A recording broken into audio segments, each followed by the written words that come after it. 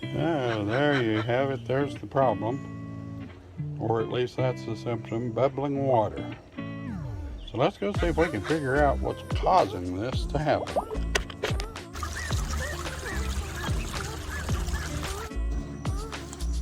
Hello folks, Gil back with Tanglewood Croft. Forgive me if I don't look at the video much. I'm walking up through the woods here. If you watched our last video about our tour of unfinished projects, while I was making it, I was over close to our cistern and I heard it bubbling.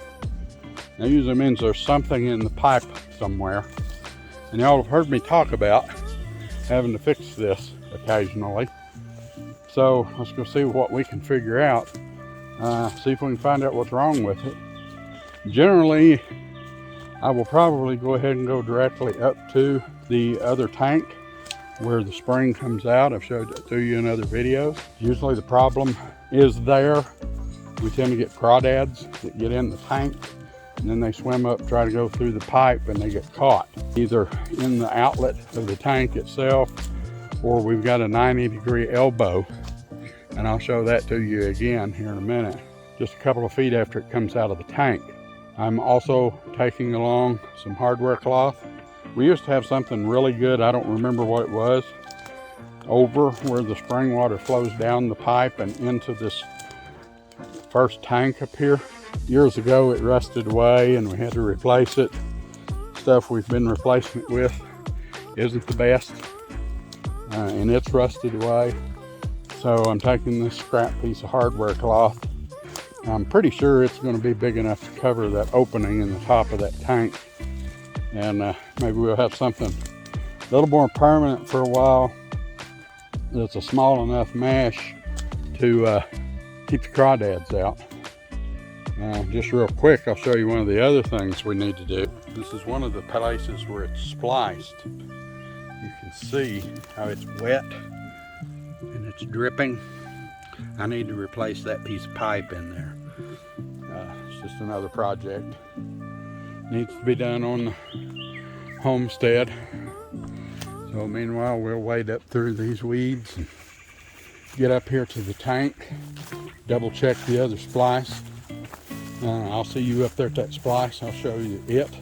It's the one that I've talked about before that's bad to come apart, get kicked apart or stomped apart or something. Deer do it usually, we're pretty sure, because deer roam all through these woods.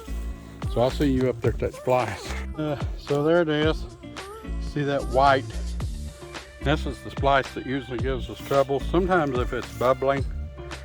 This one, we have just enough room, it's just barely on at each end. And sometimes it will come apart, but water will still be flowing. It's just barely apart, if that makes sense, which will let air get into the line. But as you can see, this time around, that's not the issue.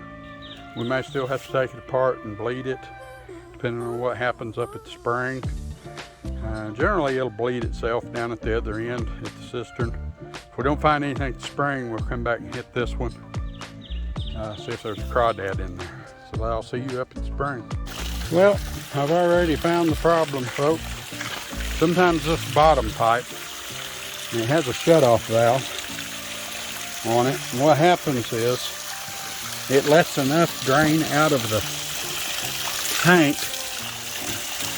to keep the tank from filling all the way up. Let me get that.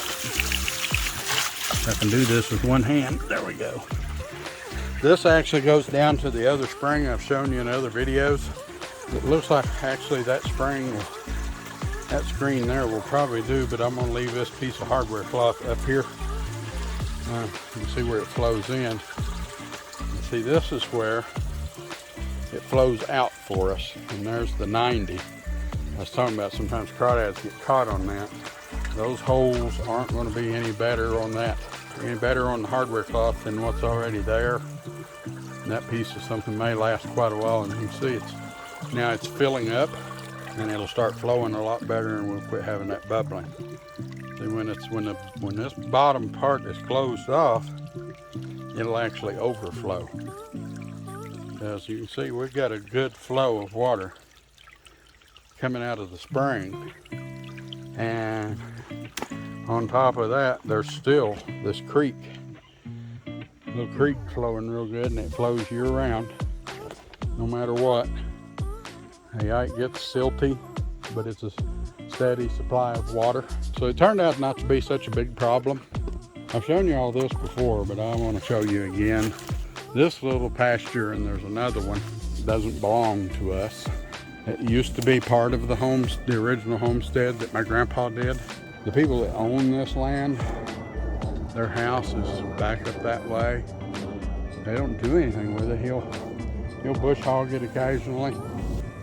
I wish we could buy it. Maybe a day will come that we can and fence it in, because I think it would make really good sheep pasture or goat or milk cow. Because there's this one and another little one we were on the edge of when I showed you that other splice. But especially if we could get, say, some of them Gulf Coast sheep in here, they would eat everything in here and thrive. We could fence it in, and I would feel better having that spring as part of our property. I think it wouldn't be big enough for rotating, but it'd still be a nice little pasture. You can kind of see the other one across the little creek there. But anyway, it looks like we may have solved that problem. Probably some deer or a raccoon or something come down to drink and knocked it off. For those of you who haven't watched the tour, this is the other spring. It used to supply several houses. It's not doing as good as it used to. Since they don't use it, they don't keep it cleaned up, as you can see. Well, folks, it's still bubbling. I may give it a couple of minutes, see what happens. Seems to be getting a little less and a little less since I got down here. So it probably is just bleeding out of the lines, because there's going to be quite a bit of air in there. It's a pretty good little walk. It's, I don't know, probably a quarter mile. Now you can see it's getting weaker.